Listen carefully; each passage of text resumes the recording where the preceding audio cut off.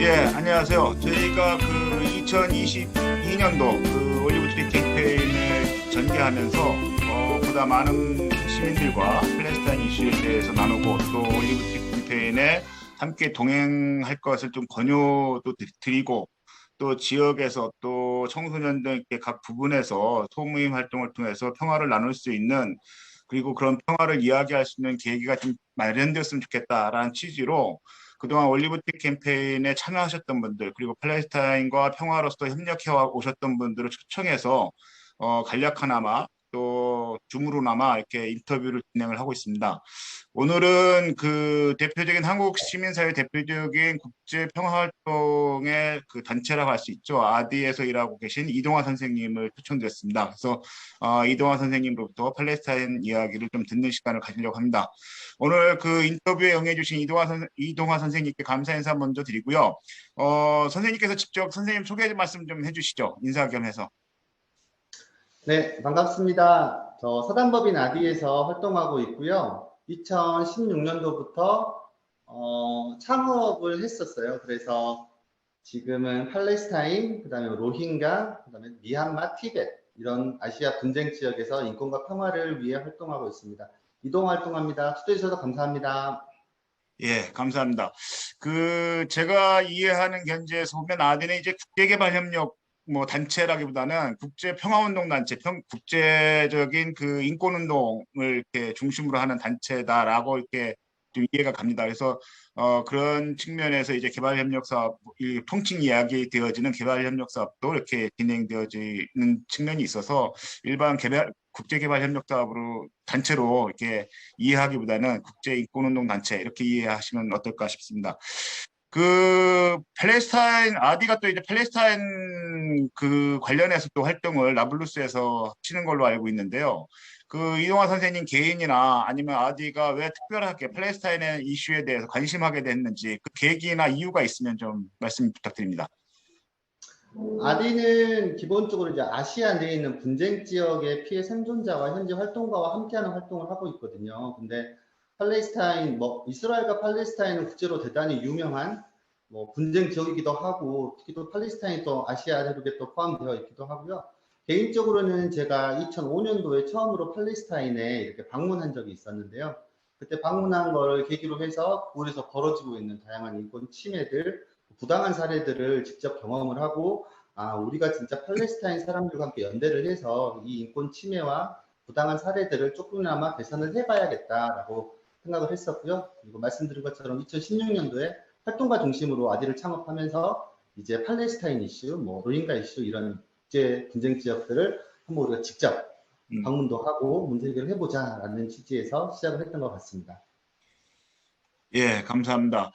그 아디가 이제 팔레스타인 관련해서 좀 이제 구체적으로 어떤 활동을 하는지에 대해서는 말씀을 좀 듣겠습니다만 매년 팔레스타인 관련한 인권 보고서도 이렇게 발간하는 것으로 알고 있습니다. 그 선생님께서도 직접 현지 실태 조사도 실태 조사를 위해서 방문도 해보셨고 또 계속 그 지속적으로 관심을 갖고 팔레스타인 방문하시는 걸로 알고 있는데 선생님께서 이해하고 계신 팔레스타인 이슈의 쟁점이 어떤 게 있을까요? 좀 간략하게 좀 한 몇 가지 좀 말씀을 해주시면 감사하겠습니다.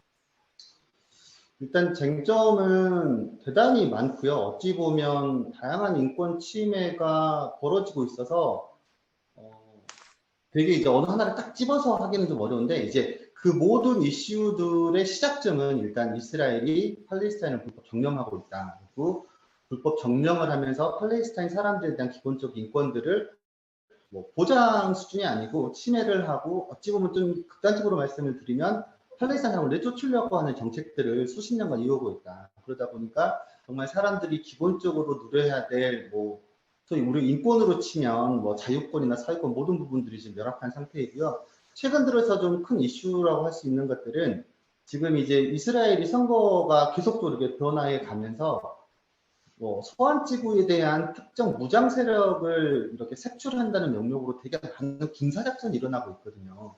그래서 외부에는 그렇게 많이 알려지진 않았는데, 저희 아디가 활동하고 있는 나블루스 중북부 지역이고요, 뭐 제닌 지역, 이 지역들이 지금 소위 이제 군사 행동을 하고 있는 작전 지역, 소위 말하면 이제 전시와 뭐 유사할 정도의 지금 상황이라 약간 전시 상황에 비슷해서 이러한 상황들이 좀 가장 큰, 그러니까 이스라엘 입장에서 보면 보안 이슈라고 하는데 팔레스타인 입장에서 보면 사실 이제 군인들이 직접 들어와서 야간에 뭐 총을 쏜다든지 사람들을 체포하는 과정에서 사망 사건이 난다든지 이렇게 심각한 생명권이 위협받는 상황이 요즘 최근에 가장 큰 이슈라고 생각을 합니다. 예. 감사합니다. 저희들도 이제 9월 달에 팔레스타인을 갔다 나블루스를 이렇게 들어가려다가, 그때 당시에 이제 위험 지역으로 또 이제 제한이 돼서 들어가지 못하고 이제 그때 그냥 뒤돌아 나왔던 경험들이 있었습니다. 그런 팔레스타인 이슈를 좀 말씀을 주셨는데요. 그렇다 한다면 아디가 팔레스타인에서 주요하게 중점적으로 좀 하고 있는 사업들에 대해서도 좀 소개를 말씀을 좀 부탁드립니다. 아디는 2018년부터 팔레스타인 사업을 구체적으로 시작을 했고요. 그래서 크게 세 가지 방향으로 접근하고 있습니다. 첫 번째는 팔레스타인을 좀 배우자, 연구를 해보자, 이 배우는 이슈가 있었고, 그래서 이제 매년 저희 국내에 아디 활동가뿐만 아니고 관련된 시민단체 활동가들, 전문 연구가들과 함께 팔레스타인 인권 이슈들을 연구하고 배우고 스터디해서 매년 보고서를 만드는 사업이 하나가 있습니다. 이게 배우는 사업으로 쓰는 연구 보고서가 있고요. 두 번째는 팔레스타인에 직접 방문을 하자. 그리고 실제 사람들이 직접 그거를 경험하게 해보자. 여행 사업이 있었어요. 근데 코로나 때문에 최근 3년간은 못했는데 2018년, 2019년 국내에 관심 있는 일반 사람들, 뭐 기자도 포함되었고요. 그 사람들하고 함께 팔레스타인의 평화 여행을 다녀온 적이 있습니다.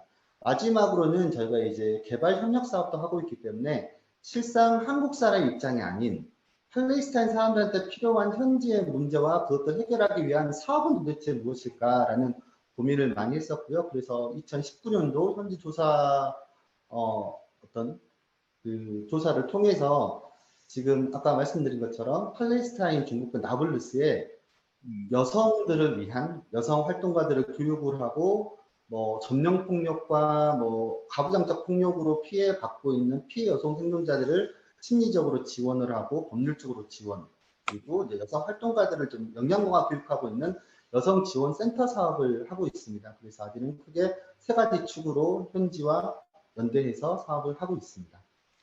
예, 감사합니다. 팔레스타인 관련한 활동이 아주 왕성하게 많은데요. 이런 활동들이 한국 시민사회의 탄탄한 지지와 이게 격려와 참여 속에서 이루어지면 참 좋겠습니다만 사실 그렇지 못한 상황인 것 같아요.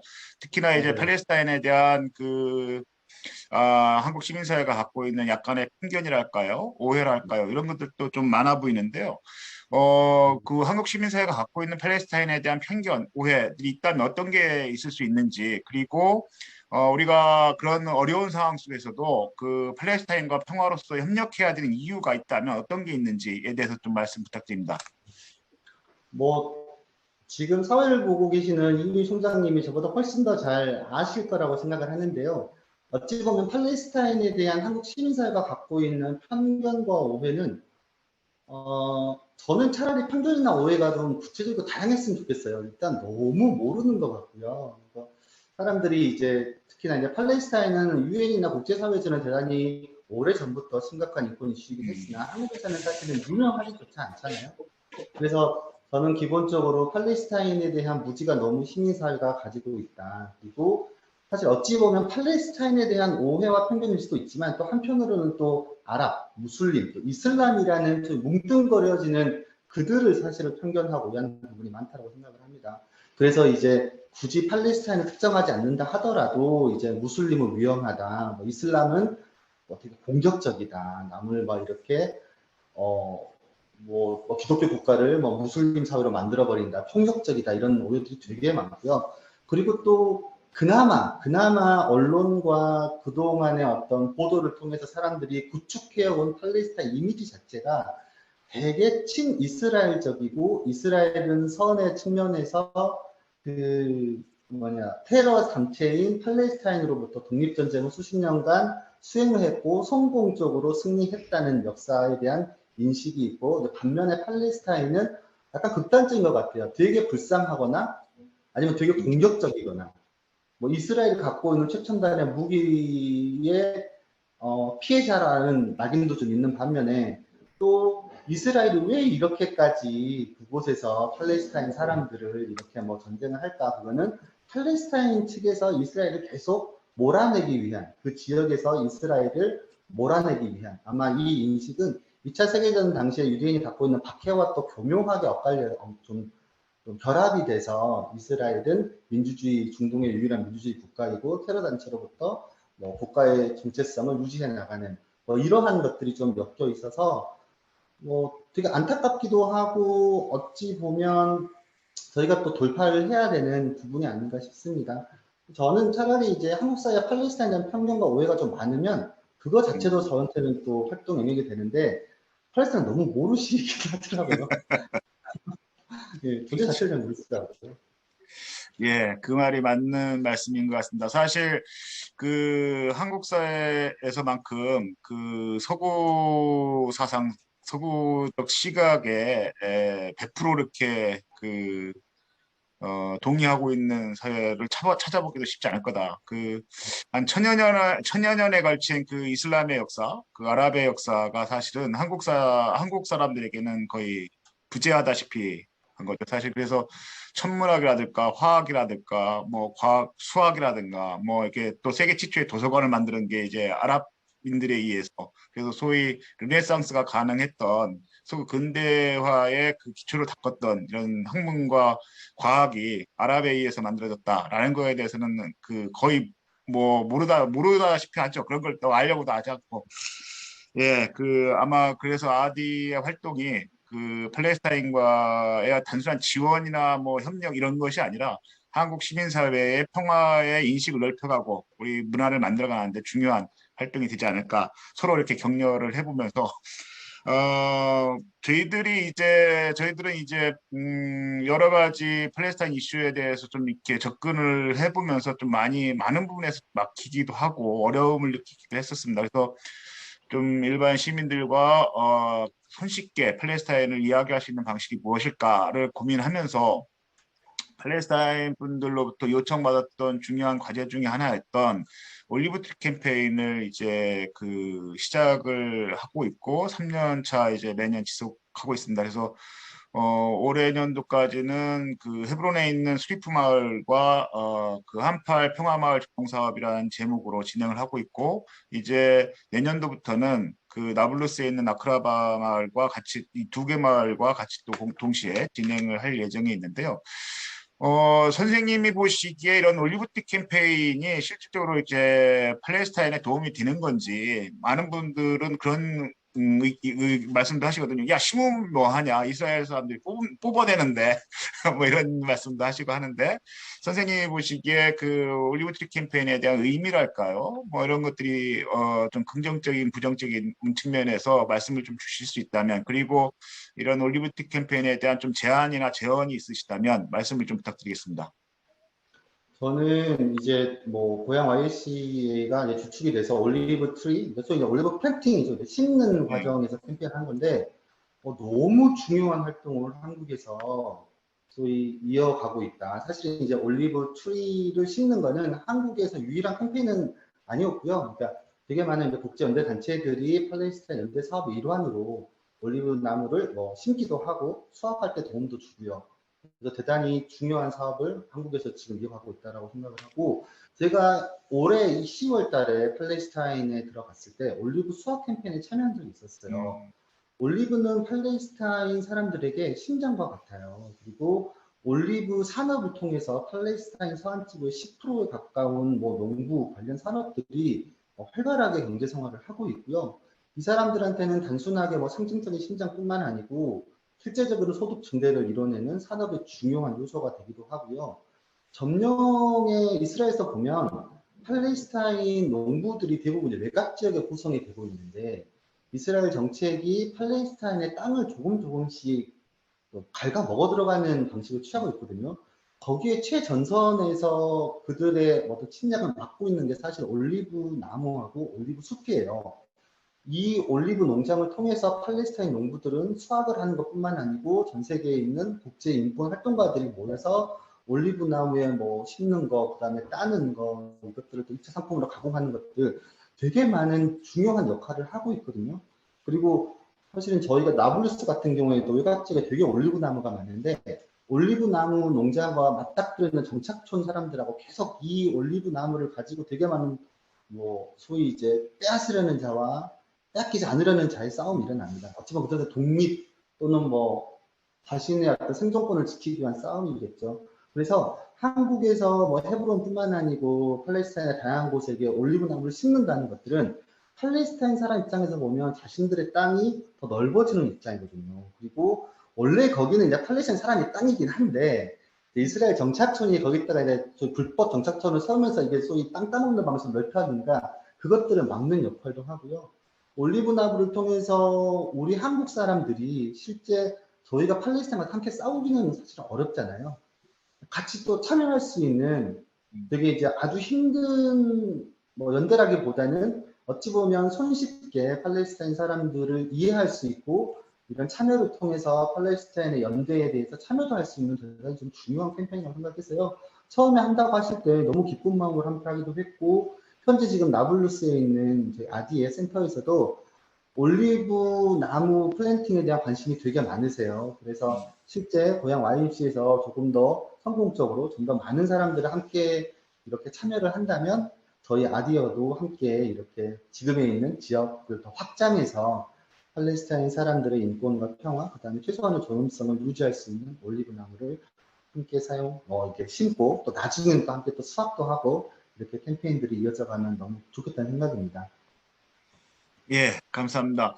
저희들 또 이번에 9월에 방문했던 그 나블루스 아크라바 마을에 가보니까 10년 전에 비해서 10년 후 데이터를 보니까 전일적으로 이스라엘에 의해서 지배되어지는 점령된 컨트롤되어지는 컨트롤 C 에어리어 지역이 69%에서 82%로 10년 사이에 늘었다 하더라고요. 그만큼 팔레스타인 사람들의 시각에서 보면 땅을 빼앗긴 거죠. 13%가 10년 사이에 빼앗긴 거죠. 그래서 아마 그 팔레스타인 지역의 농민들이나 들에게는 그 올리브 농장을 지켜내는 것이 땅을 지키고 생존을 영위할 수 있게끔 하는 측면에서 대단히 중요한 사업이다라고 저는 생각하면서 이제 보다 많은 분들이 참여했으면 좋겠다. 그리고 우리 아디도 같이 공동의 주체로 좀 해볼 수 있으면 좋겠다 이런 생각을 하고요. 저희들은 내년도에 이제 이런 올리브트리 캠페인을 기반으로 해서 아까 말씀 주셨던 대한여행이나 그리고 또 대한무역을 통해서 사실은 이게 그 모금이나 이렇게 외원의 의존을 해가기보다는 물론 그런 부분들이 또 해가야 됩니다만 좀 이렇게 민스스로의 지속 가능한 평화협력이 만들어지려면 팔레스타인 민들과 한국 시민사회 민들이 이러한 지속 가능한 민의 협력 방식을 좀 찾아야 되지 않을까 이런 생각을 갖고 있습니다. 그래서 그런 논의들도 아디하고 또 다른 그 팔레스타인 관련한 평화 단체들과 협력할 수 있는 공동의 협력을 만들어갈 수 있는 계기가 만들어졌으면 좋겠다. 그래서 우리 이동화 선생님이 그런 역할을 중심적으로 많이 해주십사라고 부탁 말씀을 드리는 바입니다. 그리고 이제 마지막으로 이제 저희들이 이제 우리 이동화 선생님이 교회를 다니신지는 모르겠습니다만 뭐 그 상관없이 이제 며칠 후면 이제 성탄인데요. 성탄 인사 겸 해서 올리브트리 캠페인에 대해서 잘 모르거나 그리고 팔레스타인에 대해서 잘 이렇게 좀 주저하고 계신 분들에게 한번 그 올리브트리 캠페인에 좀 참여해 주십사 이렇게 좀 권유의 말씀 겸해서 마무리 인사를 좀 부탁드리겠습니다. 네, 아까 질문 중에 이제 한국의 시민사회가 왜 저희 이렇게 팔레스타인 이슈에 관심을 가져야 되느냐라는 질문을 제가 살짝 놓쳤는데요. 사실 이제 같이 묶어서 얘기할 수 있을 것 같아요. 뭐, 한국의 시민사회가 팔레스타인, 뭐, 올리브 트리 캠페인 포함해서 팔레스타인의 사람들의 관심을 가져야 되는 이유는 저는 기본적으로 한국의 우리 DNA 속에는 오랜 식민지 경험이 남아있고 그리고 지금도 한국은 분단 국가이고 평화가 얼마나 중요한지 절실하게 깨닫는 사람들이잖아요. 근데 이 평화와 소위 식민지라는 게 그 하나의 국가 내에서 해결할 수는 없었었고 한국도 마찬가지로 되게 많은 국가들도 식민지 경험을 뚫고 나가고 본인들의 힘으로써 본인의 어떤 국가를 건설해야 된다라는 생각을 했을 때는 되게 많은 연대의 힘이 필요합니다. 한국도 그러했듯이 그들도 필요로 하고요. 현지에 가면 팔레스타인 사람들은 한국을 대단히 좋아합니다. 그 이유는 한국이 민주주의를 시민들을 뚫고 민주주의를 이뤄냈고 또 높은 경제 수명이 있잖아요. 어찌 보면 한국처럼 팔레스타인도 이렇게 변화하기를 바라는 메시지를 저도 되게 많이 줬어요. 그리고 이런 메시지가 저는 모든 한국 사람들한테 의무적으로 뭐 해야 된다라고 생각지는 않습니다. 하지만 한국 시민사회 또는 한국의 누구라도 그러니까 우리의 평화, 인권에 대한 고민이 있고 우리의 어떤 평화와 인권이 지켜지기 위해서는 사실 우리 힘만으로 되지 않았던 역사에 대한 선례도 있고 함께 할 때 이 폭력과 전쟁의 어떤 거대한 힘으로부터 서로 뭉치고 함께 할 때 사실 평화와 인권이 지켜진다고 보거든요. 그리고 저는 그들의 평화와 인권을 지키기 위한 아주 중요한 방법 중에 하나가 한국 사람들이 팔레스타인에 자신의 이름이 붙여진 올리브 나무를 심는 거라고 생각을 합니다. 거창하게 뭐 어마어마한 전쟁으로부터 뭐 복구하고 뭐 돈을 지원하고도 중요하겠지만 팔레스타인에서 올리브 나무가 심는 순간부터 커가는 그 모든 과정들이 팔레스타인 사람들한테는 한국 사람들을 더 생각하게 하고 연대를 감사하게 하는 아주 소중한 나무이기 때문에 저는 너무너무 지금 IMCA에서 추진하고 있는 올리브 나무 심기 캠페인에 적극 지지를 하고요. 정말 관심 있는 분들 아주 손쉬운 방법으로 아주 탄탄한 연대, 그 인권이고 평화고 이런 거창한 이슈가 아닌 그들의 생명, 그들의 존엄, 그리고 우리와 너무나 다르지 않는 시민의 경험을, 시민지 경험을 지금 겪고 있는 그들에게 큰 힘이 될 거기 때문에 그 마음과 참여가 있었으면 너무 감사하겠습니다. 저는 천주교인이어서 저도 이렇게 신앙이 있고요. 이번 성탄절 사실 저는 베들레헴에서 언젠가는 한 번쯤 겪어보고 싶거든요. 아마 베들레헴에서 평화의 종이 언젠가는 울려지는 그날까지 저희도 이 캠페인에 적극 함께 하겠습니다. 예, 감사합니다. 제가 그 사막지대 베두인 분들을 만난 적이 있었는데, 그분들이 한국을 알고 계신 방식이 딱 두 가지가 있더라고요. 현대만 알고 있어요. 하나는 그 본인들이 타고 다니는 중고차로서 현대자동차를 알고 있고, 하나는 이제 포크레인, 뭐 이렇게 건설 공사하는 데도 사용되어지기도 하지만 올리브나무를 파괴하고 뿌리 뽑는 데 사용되어지는 그 포크레인에 선명하게 쓰여져 있는 현대를 이렇게 또 이해를, 그래서 한국에 대한 이해는 현대다 이렇게 현대를 통하더라고요. 예. 맞아요. 오늘 너무 이렇게 바쁜 일정에도 이렇게 저희 올리브트리 캠페인과 팔레스타인에 대한 이해를 좀 넓혀가는 위한 영상을 만들어 가는데 인터뷰에 응해주신 우리 이동화 선생님께 너무 진심으로 감사의 말씀을 드리고요. 좀 전에도 말씀드렸지만 이렇게 어떻게 보면 뭐 부족하고 미약한 단체들이지만 또 이렇게 서로 평화로서 그 팔레스타인과 만나고자 하는 사람들과 단체들이 협력하고 공동의 비전을 꿈꿀 수 있도록 우리 이동화 선생님께서 많이 수고해 주십사라고 부탁 말씀드리면서 오늘 인터뷰를 마칠까 합니다. 오늘 너무 감사합니다. 네, 감사합니다. 예.